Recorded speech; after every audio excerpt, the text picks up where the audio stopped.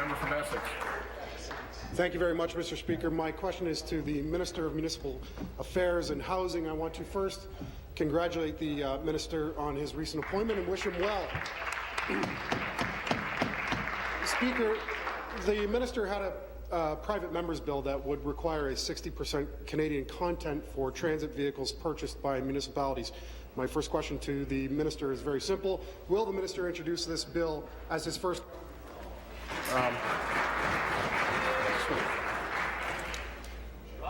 I'm glad you brought it back to the ministry because I would have ruled it out of order, but now that you've brought it back as to whether or not he will introduce certain legislation is fine, so I'll carry on.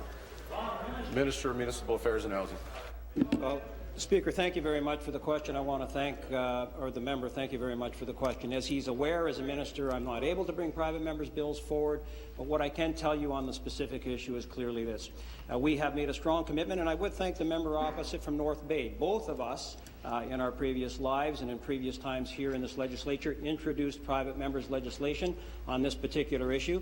I personally, as a Northern member, find it as very important. I think it's key to part of the revitalization of the forest industry, which has already begun to occur. I would suggest we have some great news in northwestern Ontario, certainly in my riding of Thunder Bay, Atikokan.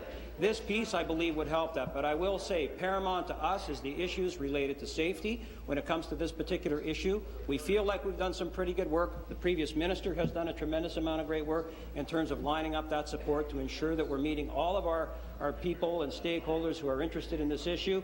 And on a go-forward basis, there's more I'll say in the supplementary, but there's another important piece I feel it's necessary to share with the member. Thank you. Done. Thank you. Supplementary. Thank you, Speaker.